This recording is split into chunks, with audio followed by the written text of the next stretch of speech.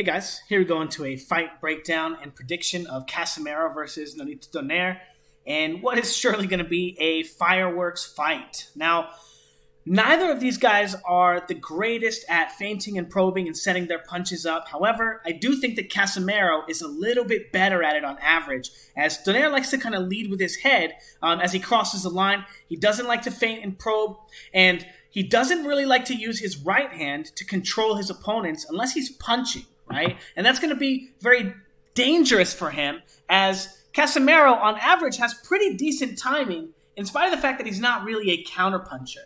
Now, we're going to kind of take a closer look at the film and what I think is going to happen right now. So, one of the things that's going to be very important is Casimero's body shot, okay? He likes to come in, and I want to point out that he's very diligent here about controlling the lead hand, okay? This is about a minute into the round, and before this, he's actually feinted quite a few times at the lead hand here and at the body here before finally letting this punch go and really doing it at an excellent timing. I want you to pay attention to Micah's weight as he moves forward, front foot, back foot. He gets controlled on the back foot, and his natural next rhythm was going to be putting himself into the path of the right hand. And this is a good timing for Casimero to kind of layer his punch with power using Micah's momentum. Now, that's very, very, very important because he's actually timing Micah as he gets his weight. As you see, his leg is up. He's about to drop his leg here. As he gets his weight to the front foot, he's going to throw this right hand over the top.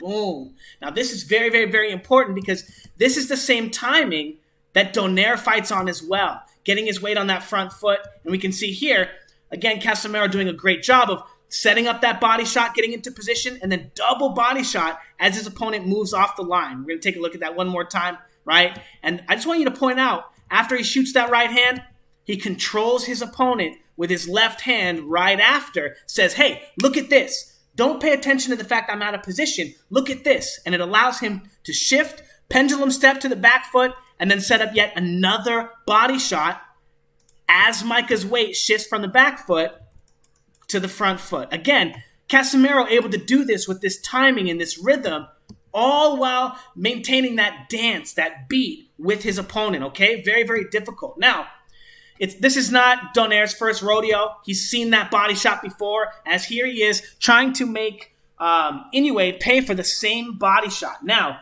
what does that mean? Does that mean that we're not going to see any of the body shot? No. That means that we are going to see a lot of left hooks, okay? So expect Donaire to be using the left hook to counter the body shot a lot, but also expect Casimero to be following that body shot up again with that leaping left cross there, either to control and feint his opponent from the front foot position or to attack him, as Donaire is going to be looking to defend this position and defend that body shot all night long, because this is a very, very main source of offense for Casimero. Again, excellent counter there. Now, the body shot. See, it's not like Casimero hasn't seen it either, right? Granted, Micah is not going to be anywhere near as good as Donaire at this tactic and at this ability, right? But I want to point out the idea here. As we take a look at the clip here, he's actually probing first, right? And that, again, gives him the same ability to read the timing and the rhythm and to get into position to throw this shot against his opponent's rhythm and timing to make it easier to avoid that shot. Very similarly to Inoue here, right? Using the jab first to get the timing. And again, because of the fact that Donaire doesn't use lead hand control or feinting or probing, it means that this position is going to be easier for Casimero to get into. And again, which means that they're going to more likely be fighting out of this position, both of them from here, throwing left hooks. Donaire throwing his left hook from here, and then Casimero throwing his left hook from there. And then basically just being a huge showdown there, right? That's what I would expect. Less defense and more offense from Casimero. Now, Donaire kind of doesn't feint or probe, okay? Here he is going to be stepping right into Inoue's line. He crosses the line and he goes immediately for the body shot, but he eats a head punch for it, right? Is it worth it? Well, if he drops him with the body shot, yeah, it's worth it, right? If he gets knocked out or he eats this left hook over and over and over again, over and over and over and over again, again, as Donaire, like we talked about, he fights on that front foot timing, right? Moving his way to that front foot.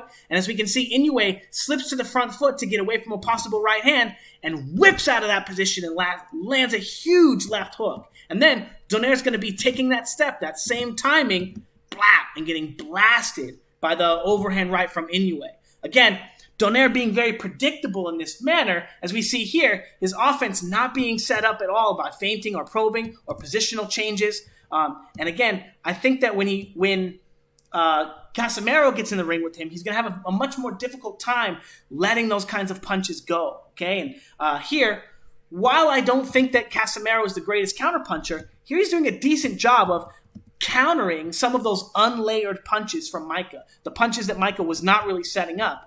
But also, here he is controlling the lead hand and then just getting smacked in the face by a big right hand for absolutely no reason. So again, I don't think Casimero is the greatest counterpuncher, but I think offensively he's very good. And here's, again, Donaire kind of leading with his head here, right? Changing position, getting his head into that front foot position, and getting kind of clocked for it, right? And he does this several times. And although he lands a left hook to the body in this sequence, he's still opening up and eating a big right hand. Now, I want you to pay attention to when he crosses the line, he's not really getting his weight all the way to the front foot off the line from the right hand. He's kind of getting stuck on the line because he's looking to land this body shot more so than he is looking to cross the line, okay?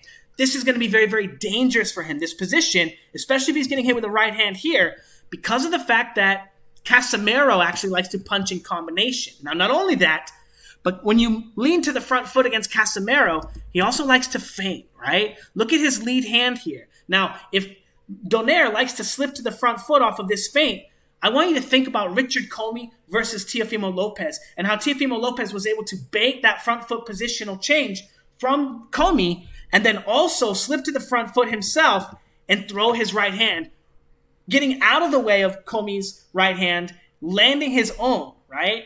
I think there are going to be very, very, very many situations that are very, very similar to that in this fight, in which the times at which Casimero does feint and does probe, and I want you to pay attention right here, as Casimero leads to the line, he's going to use his right glove to feint his opponent, putting his opponent on the front foot so he can hopefully throw the hook, right? As you can see the hook, this is a very, very, very important idea, and also this very dynamic defense from him. Getting control of the line, ducking and rolling under the right hand. A little bit low there, but he didn't stay there. He didn't look to smother and tie up. He's right back on the line, getting away from the next punch. And then what does he do right after? He controls him with the feint. Look at him use that lead hand to probe, get his opponent into high guard, as his opponent is taking a step on the lead foot. Again, Casimero's timing and his rhythm is beautiful. His control over his opponents, the way that he can intercept them as they enter his line, and setting up on that same timing. Boom,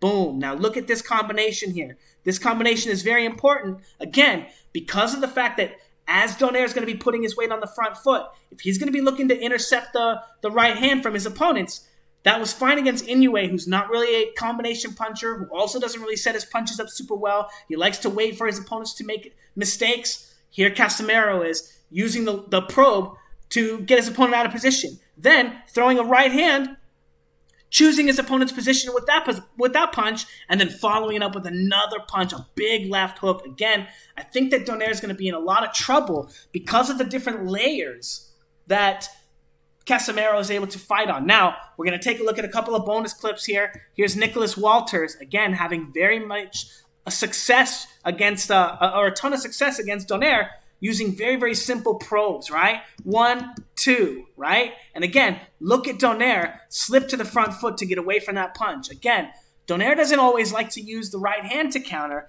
He likes to get in position to throw the left hook. And I think that that's going to be a big problem for him against Casimero, because Casimero is so much better on the back foot than he is. And again, Donaire likes to fight on the front foot. Watch this sequence as Walters comes forward, and when Donaire is inevitably going to get hit and inevitably going to be in trouble, he doesn't feint, he doesn't probe, he just allows Walters to come forward and probe him with these lead hands and set up big shots, right? Coming forward and landing many, many, many big shots. And the only counters that we get to see from Donaire are basically left hooks, right? As he continues to try to throw that. Now, taking a look at Inoue, his fight against Inoue is very, very similar. Looking to constantly get in a position here to throw the left hook, but not much else, right? Use the right hand. Donaire moves to the front foot. They trade left hooks, right? Left hook, right hand, counters the right hand, left hook. Now, why is this important? Again, Casimero likes to feint, Casimero likes to probe, and Casimero is actually, I think he's a pretty decent fighter, and he's only getting better. As he approaches the line against his injured Micah, he's going to use his right hand, and we don't have a greatest angle, but he's going to use his right hand, and we can see it here, to feint and probe at his opponent so that he can more accurately choose what position his opponent meets him in on the line. Now, this causes Micah to throw the right hand, which is very similar to just slipping to the front foot into your front foot position to throw the left hook. Now, Casimero has control of Micah because he forced him into this position as Micah thought he was going to have an opportunity to counter that right hand, but it turns out it was only a probe so that Casimero could get into this position with them both on the front foot and blast out of it with his left hook to the head, which actually drops Micah, and this is the last punch of the fight. The referee actually ends the fight right there. So what we're going to take a look at, again,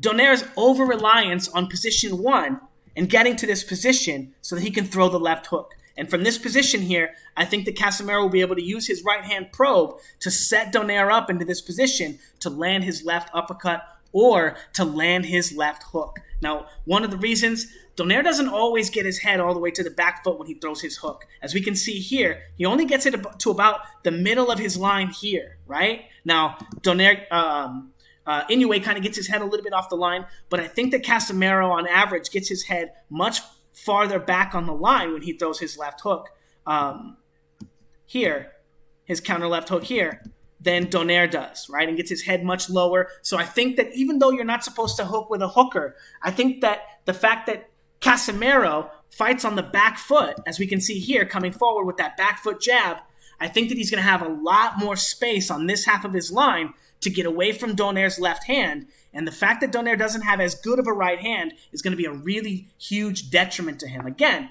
Donaire's not going to be feinting and probing with his right hand, so Casimero is going to be able to sit on the back foot and feint and probe with his lead hand, right? And he's going to be able to bait the left hook counters and bait the left hands and bait the counters from Donaire until he's able to counter him himself. And I think that Casimero is going to have a really good time in this fight. So my pick for this fight is going to be Casimero by knockout. But Donaire is pretty sharp, okay? Learning how to feint and probe with your right hand is not that difficult. So the level that Donaire needs to get to be able to have a much more competitive and arguably an advantage over Casimero is not that difficult to get to, okay? So if he's able to find a way to control and feint with his right hand, he may be able to open himself up enough to put himself in a position to actually win the fight, to actually protect his position 1 and put himself in that position so that he can actually let his left hand go. But if he's not able to get into that position and kind of protect that position from his opponent, Casimero, I think he's going to get knocked out. So that's my prediction, Casimero by KO.